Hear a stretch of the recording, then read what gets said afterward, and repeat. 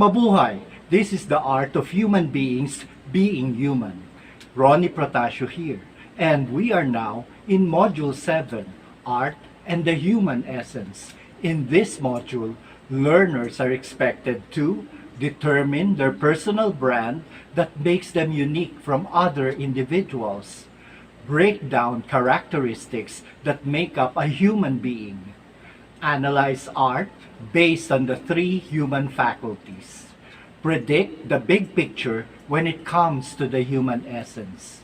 Before we begin, let's recall some important humanistic concepts. Do you remember the basic questions in the humanities?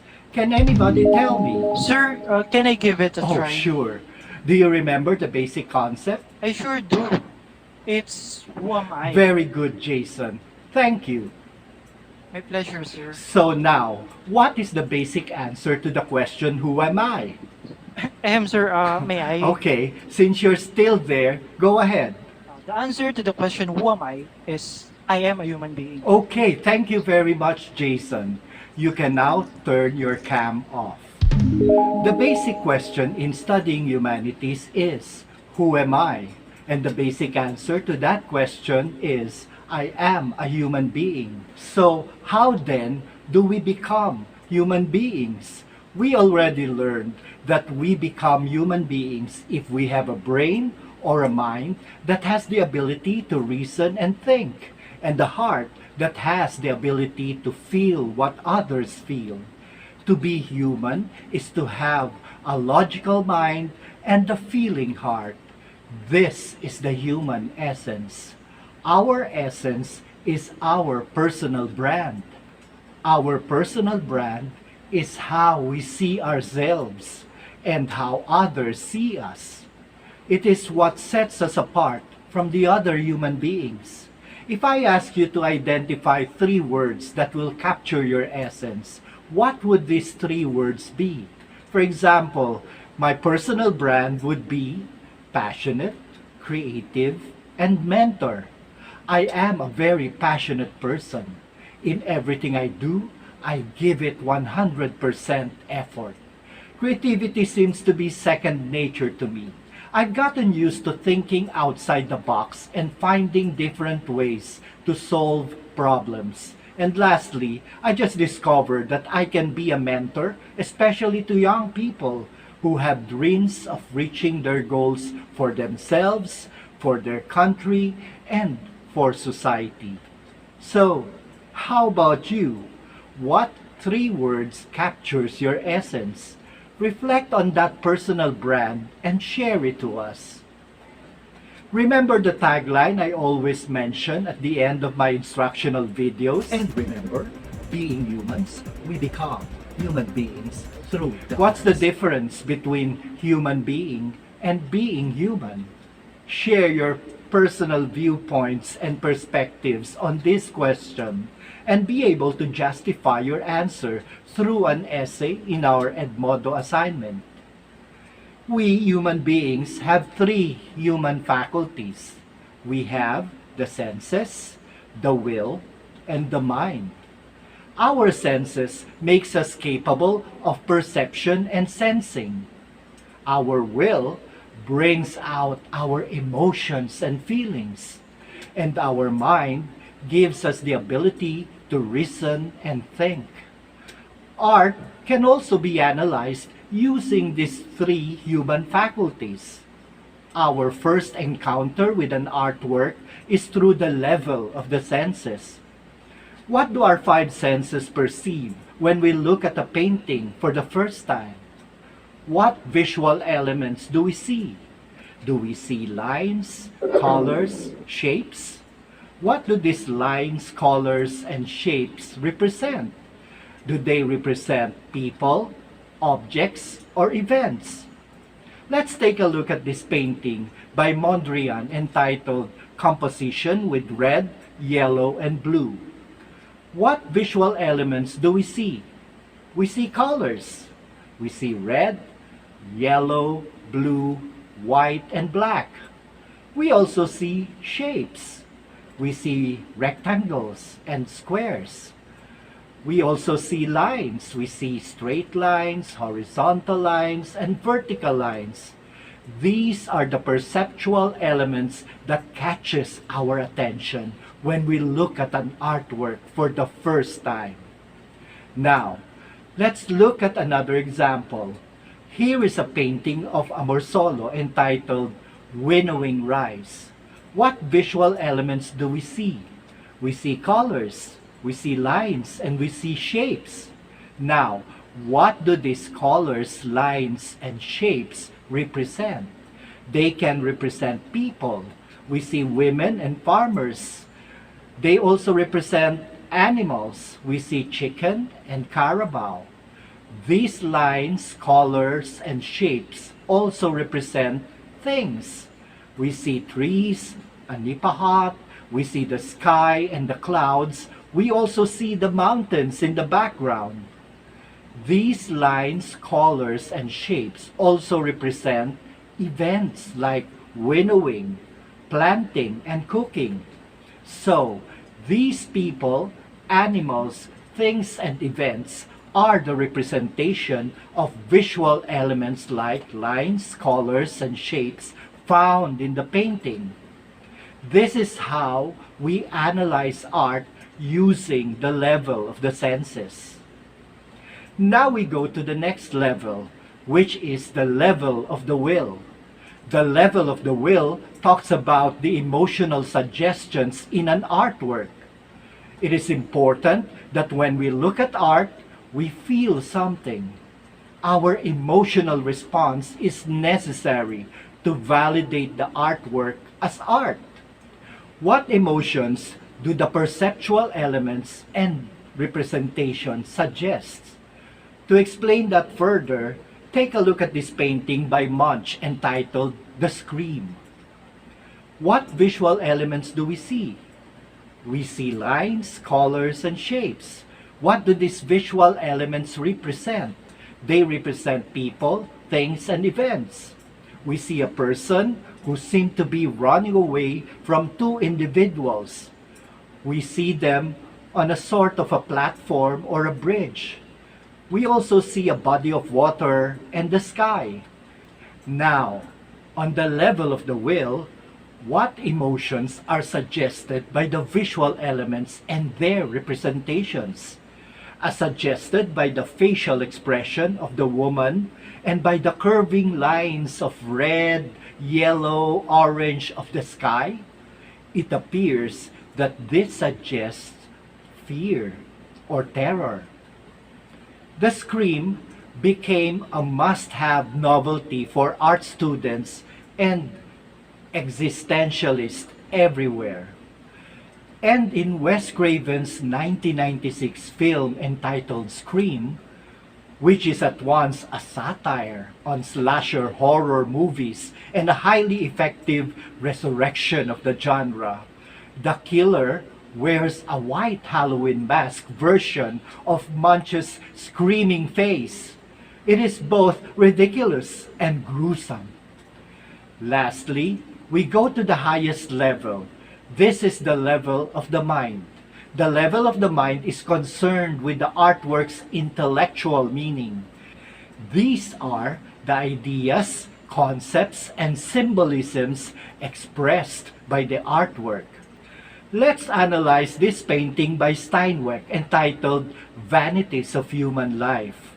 On the level of the senses, we see lines, shapes, colors that are represented by a lot of things like a skull, a shell, a book, a flute, a jar, a timepiece, a samurai, a helmet. On the level of the will, what feelings or emotions do these things suggest? By the looks of it, it seems that the emotion suggested is sadness because of the darkness slowly engulfing the remaining light. On the level of the mind, what concept or idea is being expressed, and what do these objects and things symbolize? Clearly, this painting reflects on the idea or concept of death. The human skull in the foreground suggests this. But what does this painting say about death? In order to discover that, we analyze what the other objects on the table symbolize or suggest. The shell symbolizes wealth. Musical instruments symbolize beauty. The helmet symbolizes power. The jar symbolizes a celebration. The book symbolizes, of course, knowledge. The clock symbolizes time. The lamp symbolizes end of life. The samurai symbolizes suicide. All these are worldly riches that we cannot bring with us when we die. The light on the left side symbolizes optimism, hope, and God, which can be interpreted as there is still hope for mankind if we change our ways and focus on things that are more important. The darkness on the right side symbolizes pessimism, which can be interpreted as the end of everything. From these symbols and interpretations, we can conclude a lot of things like life is short, let's make it count, or we cannot bring our material riches with us when we die. So, that's how we analyze art using the three human faculties, particularly on the level of the senses, the level of the will, and the level of the mind. Practice doing this because we have an assignment related to this type of analysis. This type of analysis using the three human faculties can be applied to different forms of art like music. Let's listen to Dust in the Wind, composed by Kerry Livgren and performed by the Kansas in 1977. You can pause the video first and listen to the music in the YouTube link provided in the learning package.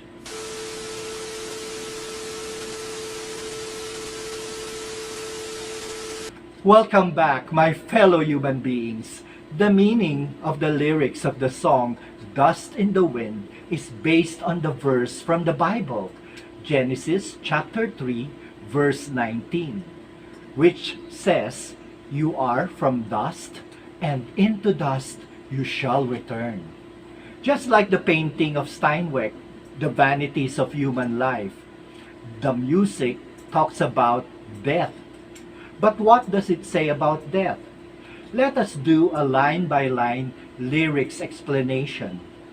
In stanza 1, Steve Walsh sings, "I close my eyes only for a moment, and the moment's gone."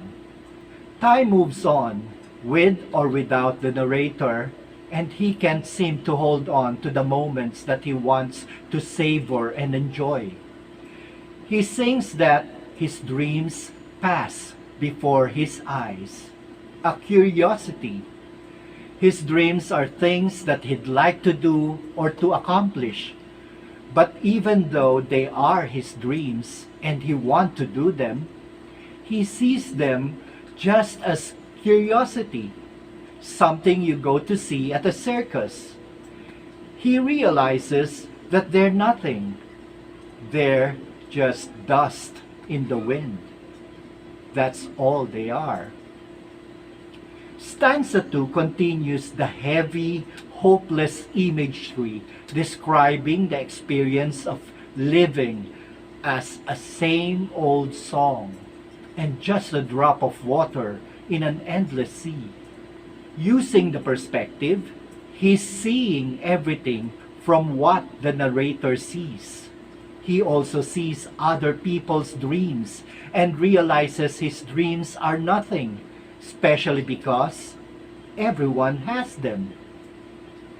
And even though he tries to attain those dreams, all we do crumbles to the ground, though we refuse to see.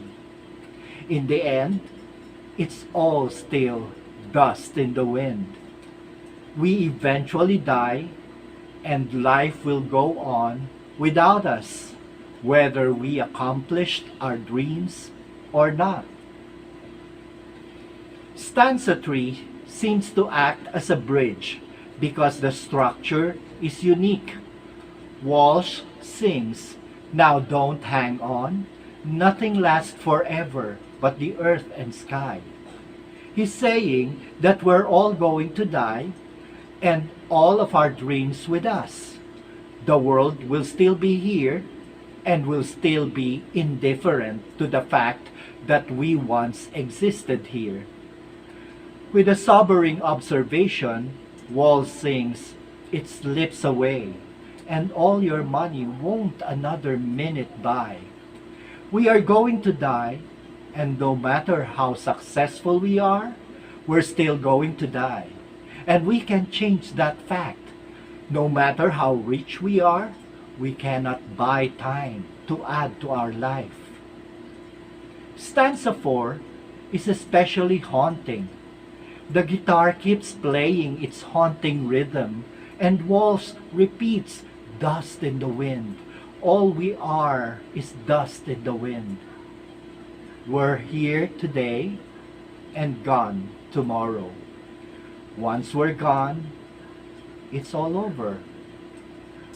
Just a moment. That's his message. And it's a sobering one. If you're looking for a biblical perspective on this song, you're going to be surprised that the Bible actually validates this message. Don't believe me? Read Ecclesiastes 1, included in our learning package. Of course, there's more to the Bible than that. But God and Solomon do agree that a physical life here on earth alone is pretty pointless. Interesting, right? And very similar to the idea expressed by the painting of Steinway. So, what's the big picture here? Take a look at the screen and tell me what you noticed right away. If your answer is the black dot, perhaps a little bit of disdain because the dot tainted the otherwise perfectly good white space. You would have answered the same as everyone else. When presented with a blank space with no specks but a dot, most of us would zoom right into the dot, even if it was at the corner of the paper. Why? Because it's what's glaring at us in the otherwise spotless surface. This is the same for other images, like these dotted butterflies or these dotted straws. So, what's the big picture in relation to art and the human essence? In analyzing art, we begin with what's glaring at us. We start with the level of the senses and identify the visual elements we perceive and what these elements represent. And then we go to the level of the will and analyze the emotions and feelings suggested by the level of the senses.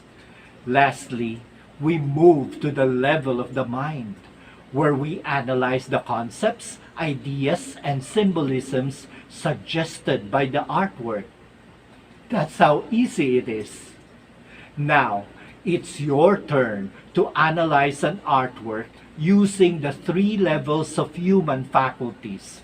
Try it. It's fun.